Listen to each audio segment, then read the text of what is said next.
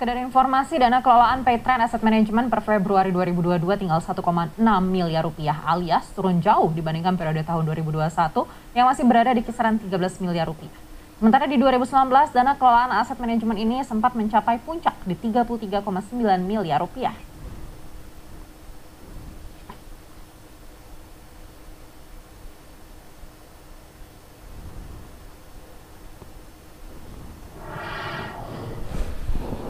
Akhirnya ya Sinta, bisnis Ustadz Yusuf Mansur ini dijual juga.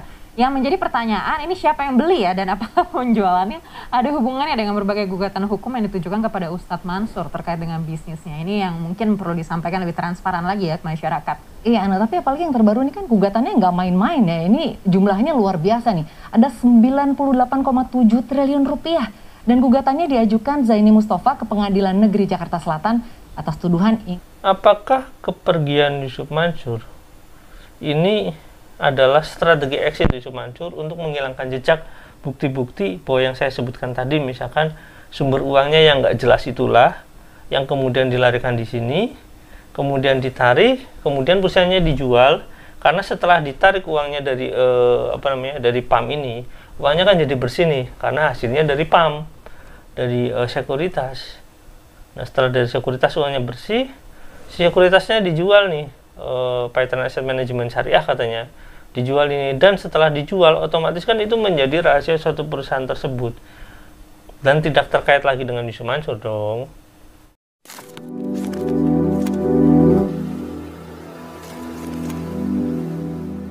Assalamualaikum warahmatullahi wabarakatuh, welcome back to my channel Tech Libdi.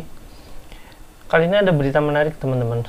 Jadi masih simpang siur sih antara Paytrend Asset Management PAM dan Paytrend aplikasinya. Karena apa? Karena di media yang dijelaskan itu tentang PAM, tapi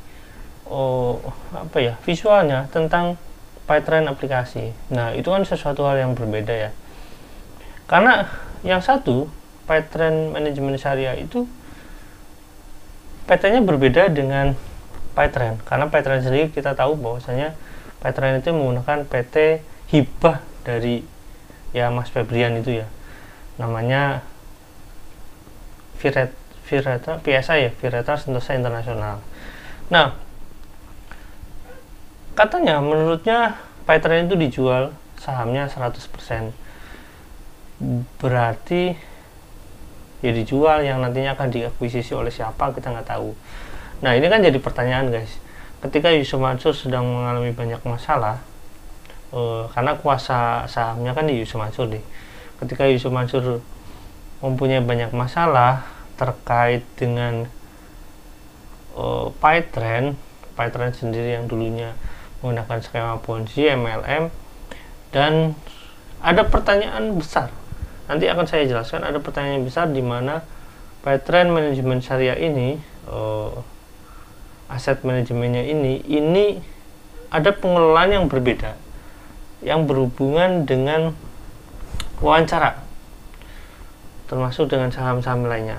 Oke, sebelum kita ngebahas tentang Paytrend Manajemen Syariah, kita lihat dulu video si Pak Jaman ini yang Paytrend, agar kita bisa memahami perbedaan Paytrend Manajemen Syariah dan Paytrend itu sendiri yang berbentuk aplikasi.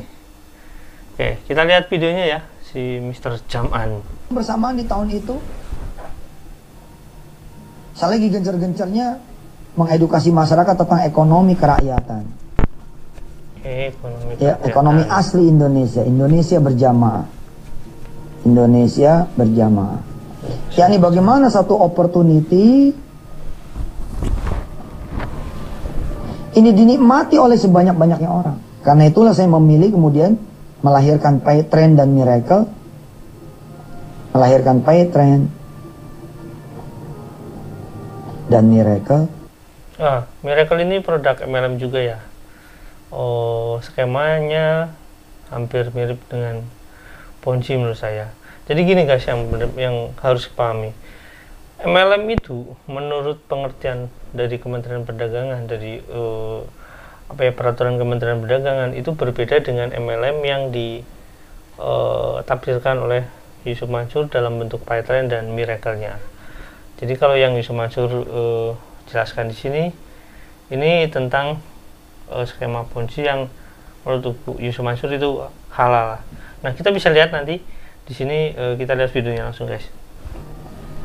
Dalam bentuk multi level. Nah, Ya, so banyak beda pendapat pastinya. Tapi saya akan jelaskan sedikit.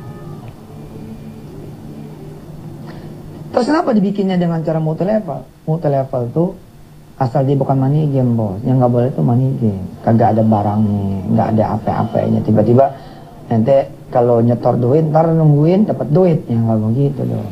Ini kan ada kerjanya. Kalau ente pengen dapat cashback, ya transaksilah pakai PayTrend. Tapi ketika ente mau dapat komisi, ya suruh dong temennya pakai PayTrend. Kita kan sudah kan menginformasikan itu di dunia konvensional. Ente beli buku di X, ente seneng nama buku ini, terus ente kasih tahu sama teman ente, ada buku bagus loh di toko X, ente beli deh.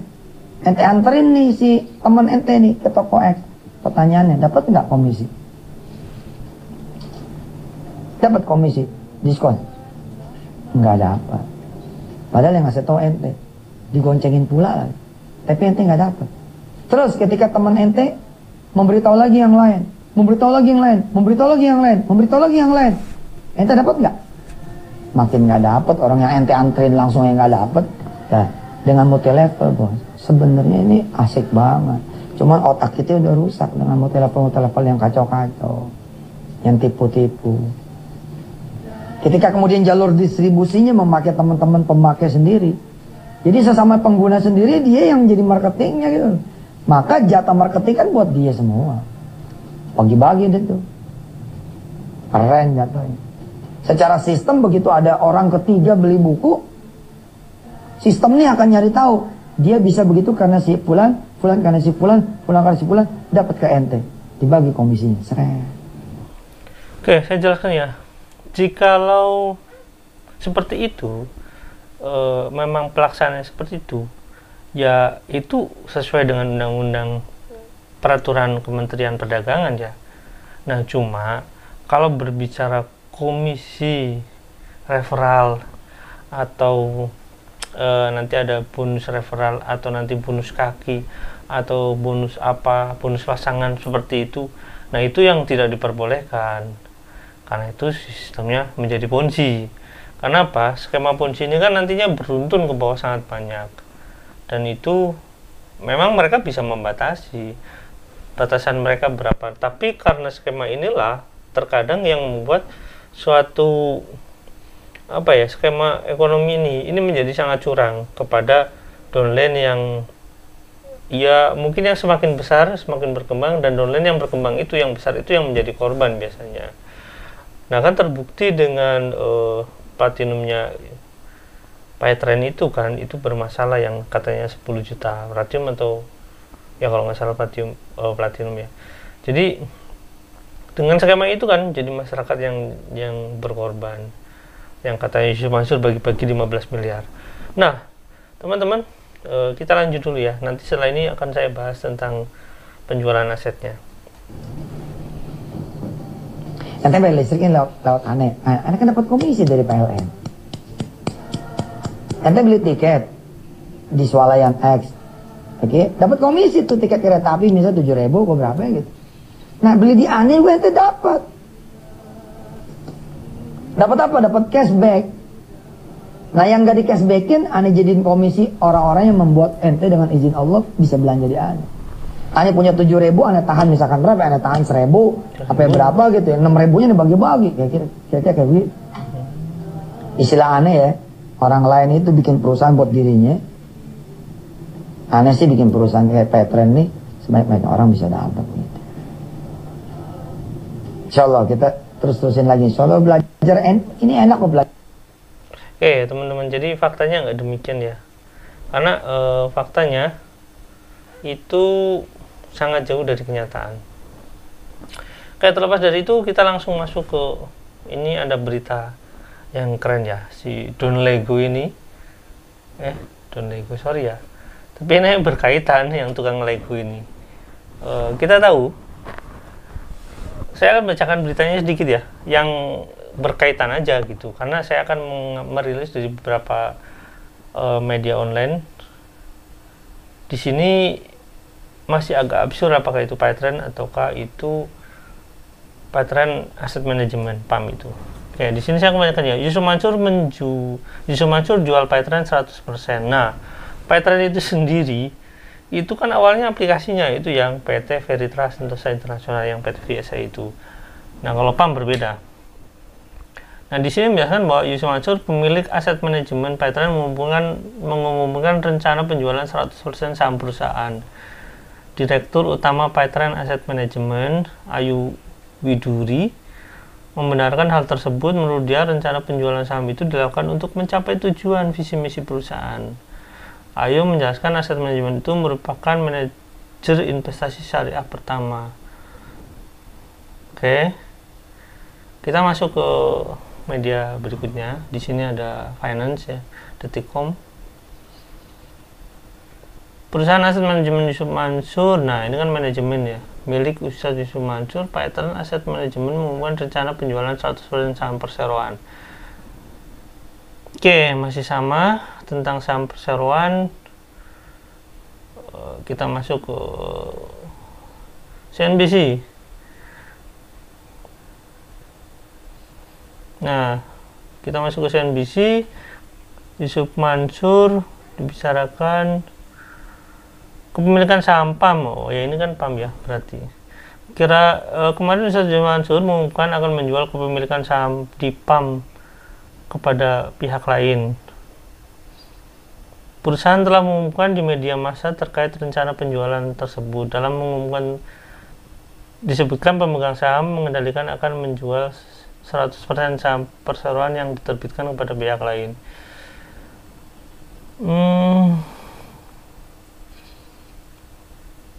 Ya, kita masuk ke fakta finance ya. Ini masuk di Detikcom ya, sama. Jakarta, PayTrend Asset Management PAM milik Yusuf Mansur akan melakukan aksi korporasi. Nih, dalam pengumuman tersebut, pemegang saham mengendalikan akan menjual 100% saham. Itu PAM itu sendiri punya siapa ya? Kalau dijual semua berarti kan nggak mungkin Yusuf Mansur sendiri kan. Kalau dalam PT itu biasanya kalau antara komisaris dan direktur itu biasanya punya 50%. Atau kalau dibagi 4 berarti 20%. Ada wakil direktur mungkin ya, ada wakil komisaris, ada direktur. Atau mungkin ada direktur utama, direktur, wakil direktur. Lalu ada komisaris utama, biasanya seperti itu. Nah, di sini semua orang ini kan sepakat untuk menjual ya. Nah, kita akan berbicara tentang dana kelolaan yang dikelola oleh PAM ini sendiri ya. Direktur PayTrend Asset Management Ayu Widuri mengungkapkan, rencana penjualan saham ini memang dilakukan untuk mencapai tujuan visi misi perusahaan. Jadi selama dipegang sama mereka ini visi misinya nggak tercapai ternyata. Ayu menjelaskan PAM Asset Management ini merupakan manajer investasi syariah pertama di Indonesia. Nah, ini ya guys ya, yang perlu kita jelaskan bahwasanya manajer investasi itu semacam sekuritas. Jadi kalau misalkan sekuritas itu kan perusahaan pengelola keuangan. Nah, biasanya perusahaan pengelola keuangan memang mereka menyimpan dana di perbankan sebagai deposit jaminan kesalahan manajemen biasanya disimpan di sana, tapi jumlahnya nggak besar ya, sesuai dengan perizinan PT itu sendiri. Kalau misalkan PT harus pakai izin 4 miliar berarti 4 miliar, kalau dulu 1 miliar berarti 1 miliar. Nah, ini menjadi pertanyaan penting teman-teman. Jadi di sini saya akan bacakan ya, dana kelolaan tinggal Rp 1,6 miliar. Ini kecil banget ya. Dana kelolaan PAM Februari 2022 tinggal 1,6 miliar, turun dibandingkan periode 2021 yang masih berada di kisaran 13 miliar. Para YouTuber ini mungkin menjadi penyebab orang pada kabur dari PayTrend Asset Management ini ya. pada 2020 Aum milik PAM ya, ini mungkin ini apa ya, semacam reksadananya mungkin ya, ini sempat berada di level Rp 3 miliar. Puncak tertinggi Aum milik PAM ini berada pada 2019 yaitu sebesar 33,9 miliar. Ayu mengungkapkan memang sebelumnya PAM memiliki 3 produk reksadana, sekarang tinggal 1 di pasar uang itu. Karena pandemi mungkin orang mengurangi investasi dan reksadana pasar uang, tinggal nasabah retail dan new investor katanya. Oke, nasabah retail dan new investor. Yang jadi pertanyaan, nasabah retailnya yang mana? Itu yang jadi pertanyaan. Karena kan mereka itu kan mengelola aset keuangan, nggak mengelola retail. Kalau mengelola retail berarti mungkin aplikasinya, mungkin ya, saya nggak tahu, ini nggak jelas penjelasannya ya. Terus new investor, oke, kalau new investor ya berarti yang 1,6 miliar itu baru, yang lain udah pada hengkang. Yang ini baru, ini korban, nanti bisa jadi korban down Lego lagi. Oke, tapi terlepas dari itu ya, kita kan memahami bahwasanya Yusuf Mansur itu membeli saham Tempo sekian miliar, membeli saham MNC Capital ya, MNC Group itu ya, saya nggak tahu masuknya kemana, tapi yang jelas MNC Capital masuk itu 80 miliar.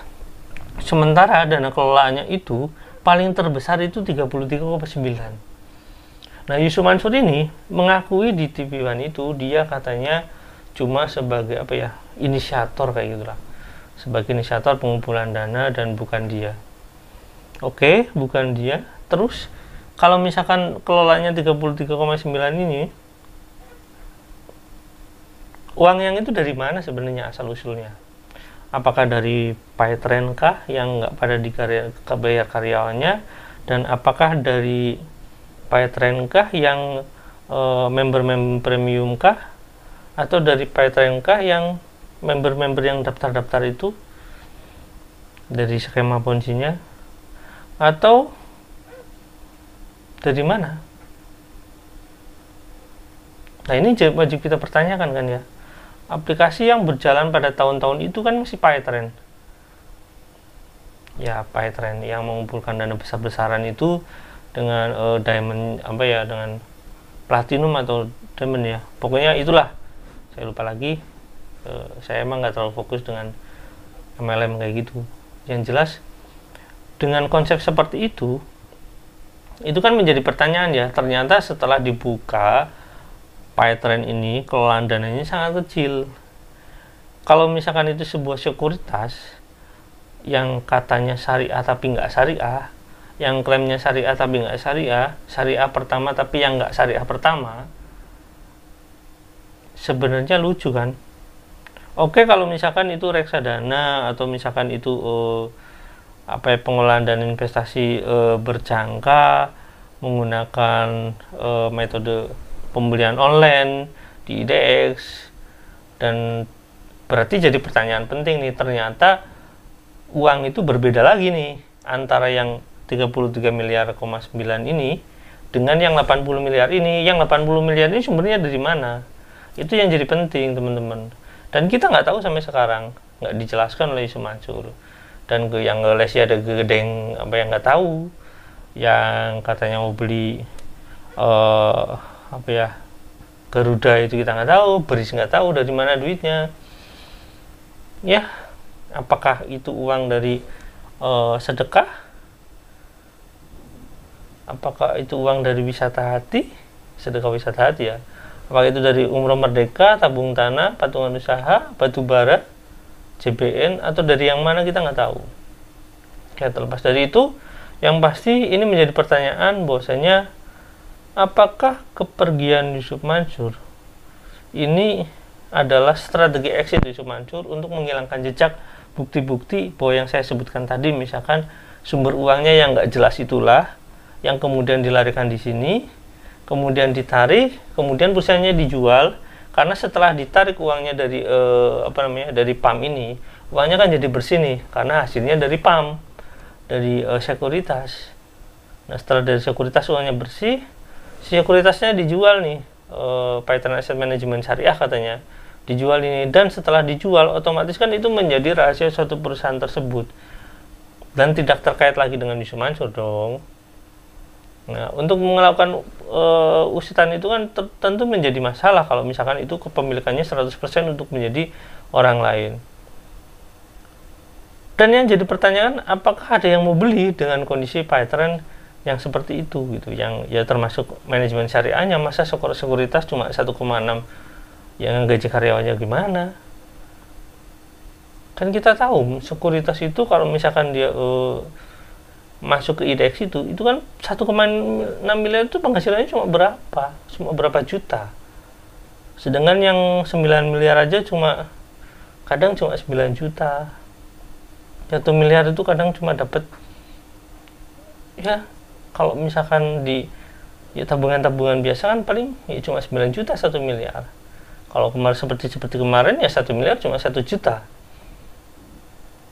Kan berat kan ya otomatis ya. Dengan 1,3 miliar cuma dapat misalkan 20 juta untuk menggaji karyawan mereka, bagaimana? Itu kan mustahil. Terus apakah yang mau beli ini berpikir bahwasannya perusahaan ini sehat atau enggak? Begitu anjloknya suatu kepercayaan publik, terus dia mau beli, saya rasa lucu. Untuk bikin sekuritas itu nggak perlu beli perusahaan ini, ya bikin aja, itu nggak sulit. Dengan modal sekian miliar, dia punya kelolaan dana sebuah PT sekuritas, tentu saja kita bisa mengambil dari ya misalkan direksinya itu orang-orang yang berkompeten. Nah, ataukah emang sengaja perusahaan ini emang udah nggak layak, emang sengaja, apakah mungkin ya, apakah perusahaan ini emang sengaja dulunya itu untuk mencuci baju yang kotor, dalam tanda kutip ya money laundry, setelah bersih bajunya, setelah bersih uangnya terus dijual, dan yang membeli ternyata teman sendiri untuk menghilangkan, ya memutus rantai jejak money laundry tersebut. Mungkin seperti itu atau tidak, saya nggak tahu. Ya nanti kembali ke penyidikan kepolisian ya, karena menjadi sangat penting nih, udah dibahas di media mainstream nih. Oke, kita lihat ya, biar nggak jadi salah paham sedikit aja, karena ya takutnya ini kena copyright ya. Sekedar informasi, dana kelolaan Paytren Asset Management per Februari 2022 tinggal 1,6 miliar rupiah, alias turun jauh dibandingkan periode tahun 2021 yang masih berada di kisaran 13 miliar rupiah. Sementara di 2019, dana kelolaan aset manajemen ini sempat mencapai puncak di 33,9 miliar rupiah.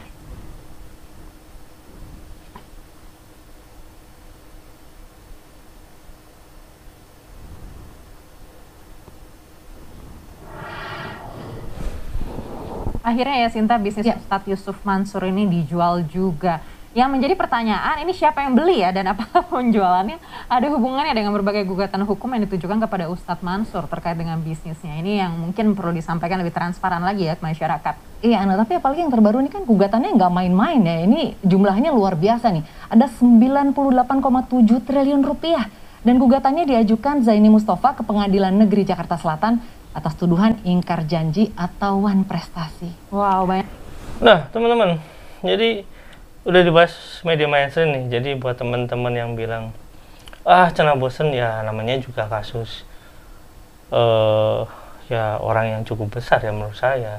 Saya pribadi masih cukup besar karena cukup berpengaruh di beberapa tempat gitu ya. Jadi wajar karena prosesnya lama dan kasusnya juga banyak masalahnya. Dan yang diproses itu juga udah banyak kasus keperdataannya. Termasuk punya Pak Haji ini juga sedang diproses juga kan. Nah, itu media itu benar nih bertanya. Apakah berkaitan dengan kasus-kasus yang sedang dihadapi? Itu menjadi pertanyaan yang umum sebenarnya buat publik itu. Nah, barusan juga menjadi pertanyaan di si wartawannya, pertanyaannya, siapakah yang mau beli? Nah, menurut saya yakin nggak akan yang mau beli, yang namanya sekuritas ya. Terus kalaupun itu dijual dengan PayTrend, dengan PT yang berbeda, otomatis PayTrend-nya mereka juga nggak mau beli. Siapa yang mau beli PayTrend? Lebih baik bikin aplikasi baru dengan biaya yang lebih murah, dengan apa ya, saya yakin untuk masalah bisnis digital ya, bisnis digital saya yakin itu lebih enak bikin baru daripada ngejual nama PayTrend gitu. Karena saya tahu persis dan saya memiliki hal itu. Nah, seperti yang saya tadi simpulkan ya, mungkin menurut pandangan saya seperti ini teman-teman. Menurut pandangan saya bahwasanya yang beli ini mungkin cuma teman mereka sendiri. Ibaratnya gunanya apa? Ya itu tadi. Karena ada perbedaan, ini kan analisa saya, karena menurut saya agak aneh nih, ada pembelian saham yang nilainya melebihi uang yang dikumpulkan di sekuritas dia, atau misalkan yang di PayTrend Asset Manajemennya, misalkan kayak MNC Capital 80, ada di Tempo lagi, ada berapa perusahaan, ada 7 perusahaan, itu yang dibeli menurut saya jelas ya, yang 7 itu dibeli oleh PayTrend Asset Management. Kalau yang 80 miliar ini saya nggak tahu persis itu belinya dari mana, apakah dari PT VSI atau dari mana. Nah itu dia, uangnya dari mana. Kalau dari PT VSI berarti kan itu dari PayTrend yang aplikasi, yaitu berarti ada kemungkinan uang teman-teman yang 10 juta itu yang daftar-daftar itu, ada yang daftar umroh, yang lain-lain kayak gitu, kemungkinan uangnya lari ke sana teman-teman. Untuk menghilangkan jejak, makanya setelah uangnya ditarik tuh bersih, tuh udah ditarik bersih yang dari PayTrend Asset Management, mungkin nggak sih kalau misalkan itu dijual untuk memutus rangkaian bisnis yang terlarang tersebut dan menjadi bersih, karena kan kita nggak bisa, karena itu kepemilikan baru, nggak ada hubungannya dengan isu mansur nantinya, dan itu akan menjadi kesulitan ya. Oke, sampai di sini teman-teman paham ya. Like, subscribe, dan komen, jangan lupa juga share. Wassalamualaikum warahmatullahi wabarakatuh. Bye.